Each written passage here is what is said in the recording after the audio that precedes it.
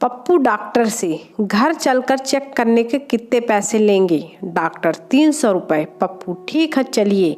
Doctor ने car निकाली। पप्पू के घर पहुंचकर पूछा मरीज कहाँ है? पप्पू कोई मरीज नहीं है।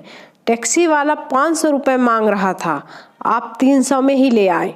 डॉक्टर बेहोश।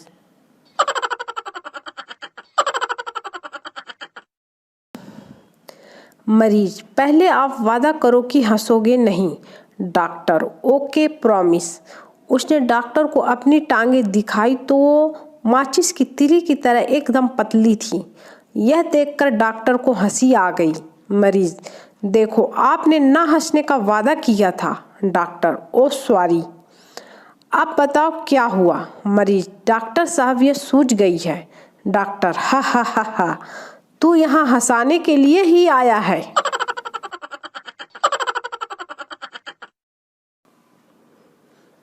आज मैंने अपने एक दोस्त को 3 बार कॉल किया, साले ने एक बार भी नहीं उठाया। फिर मैंने एक मैसेज भेजा, नंबर मांग रही है वो तेरा।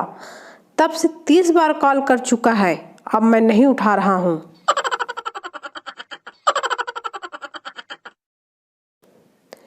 एक आदमी की मौत के बाद उसका दोस्त उसकी पत्नी के पास आया और बोला, क्या मैं उसकी जगह ले सकता हूँ? पत्नी मुझे कोई एतराज नहीं है, कब्रिस्तान वालों से पूछ लो।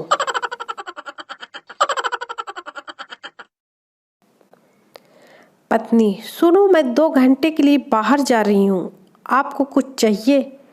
पति नहीं, इतना ही काफी है।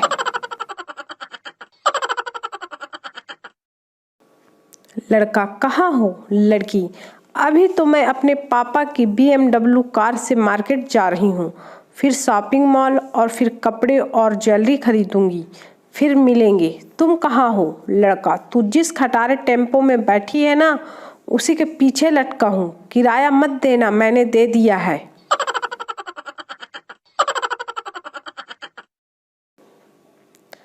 पति जैसे ही घर पहुंचा, पत्नी ने लातों घूंसों से पीटना शुरू कर दिया।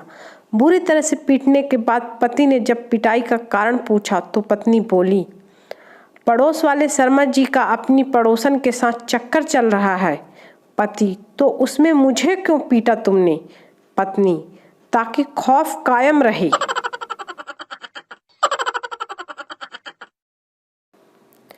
पप्पू कुंभ के मेले में प्रार्थना कर रहा था, हे प्रभु न्याय करो, हे प्रभु न्याय करो। हमेशा भाई भाई को बिछड़ते देखा है कुंभ में, कभी पति पत्नी पर भी ट्राई करो।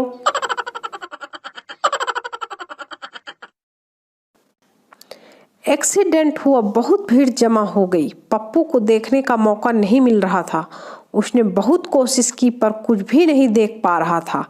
पप्पू दिमाग लगाकर बोला, हट जाओ सब, ये मेरा बाप है। भीड़ पीछे हट गई, देखा तो कुत्ता मरा पड़ा था। डॉक्टर अगर आप भीड़ भाड़ से बचकर रहोगे तो आपको यह बीमारी नहीं होगी। रोगी लेकिन डॉक्टर साहब मैं अपने पेशों से मजबूर हूँ। डॉक्टर क्यों, क्या पेशा है आपका? रोगी डॉक्टर साहब दरअसल मैं जेब कतरा हूँ। डॉक्टर बेहोश।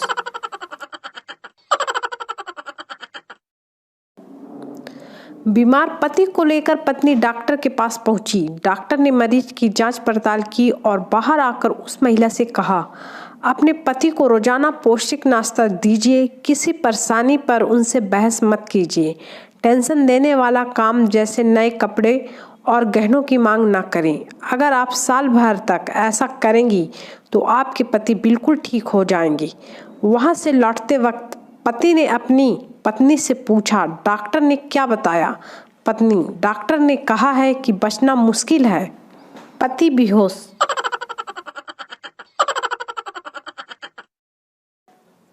नए नए डॉक्टर ने अपने जीवन का पहला ऑपरेशन किया। ऑपरेशन के थोड़ी देर बाद ही मरीज मर गया। डॉक्टर ने दीवार पर टंगी भगवान की तस्वीर की ओर हाथ जोड़कर सिर झुकाते हुए पूरी श्रद्धा से कहा, हे प्रभु मेरी ओर से पहली भेंट स्वीकार कीजिए।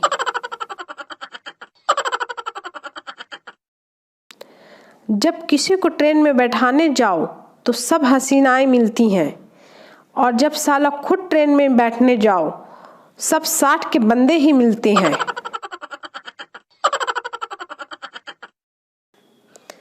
एक आदमी बाबा के पास जाता है।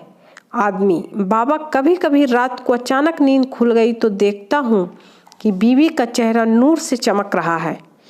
रोशनी इतनी होती है कि चादर के ऊपर से किरणें दिखती हैं। ये कैसा नूर है बाबा जी? बाबा: अबे अपने मोबाइल पर पासवर्ड डाल के रख, फोन चेक करती है वो तेरा।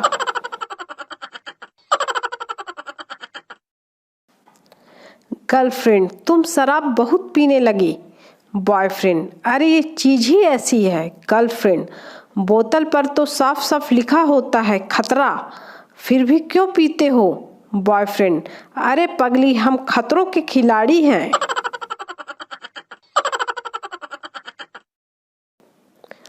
पिताजी बेटे से: तूने कॉलेज में कौन से मुश्किल काम सीखे हैं?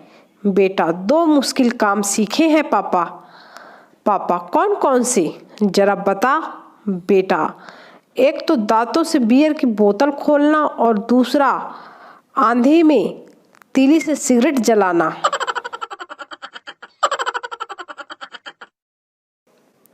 टीचर: क्लास में लड़ाई क्यों नहीं करनी चाहिए? संजू: क्योंकि पता नहीं एग्जाम में कब किसके पीछे बैठना पड़ जाए। टीचर बेहोश। पेशेंट: डॉक्टर साहब, सुस्ती रहती है, हमेशा नींद ही आती रहती है। डॉक्टर: पर्ची में स्मार्टफोन लिख रहा हूँ, जियो कनेक्शन के साथ व्हाट्सएप इंस्टॉल कर लेना, ठीक हो जाओगी।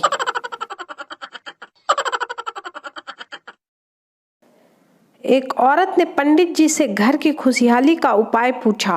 पंडित जी: बेटी, पहली रोटी गाय को खिलाया करो और आखिरी रोटी कुत्ते को। औरत: पंडित जी, मैं ऐसा ही करती हूँ, पहली रोटी खुद खाती हूँ और आखिरी रोटी अपने पति को खिलाती हूँ। पंडित बेहोश।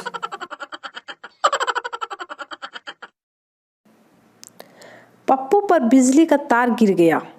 पप्पू तड़प तड़प के मरने ही वाला था कि अचानक उसे याद आया, बिजली तो 2 दिन से बंद है।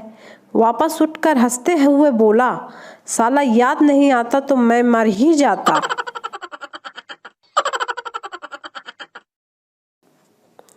पप्पू की चप्पल चोरी हो गई। वह गुस्से में सीधे कब्रिस्तान गया, उधर बैठ गया और कहने लगा, चप्पल चोर कहाँ जाएगा, एक ना एक दिन यहीं आएगा।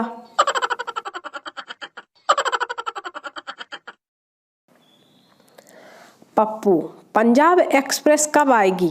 टीटी: 5 बजे। पप्पू: लोकल? टीटी: 9 बजे। पप्पू: मालगाड़ी? टीटी: 1 बजे। पर आपको जाना कहाँ है?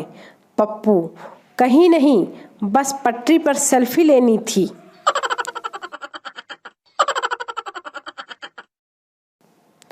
पप्पू आमलेट बना रहा था।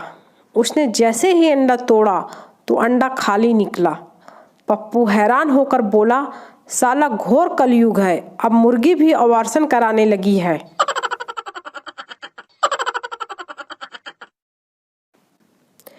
एक 90 साल का बुजुर्ग अपने दोस्त से बोला, जी चाहता है मैं शादी कर लूं। दोस्त: कर लो, इसमें सोचने की क्या बात है। बुजुर्ग: किसी विधवा से कर लूं। दोस्त: कुंवारी से कर ले, विधवा तो अपने आप हो जाएगी। डॉक्टर: आपकी एक किडनी फेल हो गई है। मरीज पहले तो बहुत रोया और फिर आंसू पोंछते हुए बोला, कितने नंबर से?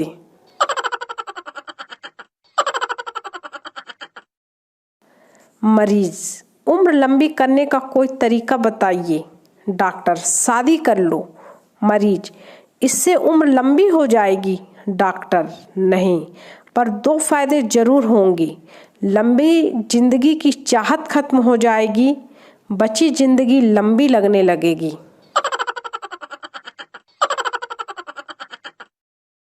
डॉक्टर: अगर तुम मेरी दवा से ठीक हो गए तो मुझे क्या इनाम दोगी? मरीज: साहब मैं तो बहुत गरीब आदमी हूँ, कब्र खोदता हूँ, आपकी फ्री में खोद दूंगा। डॉक्टर बेहोश।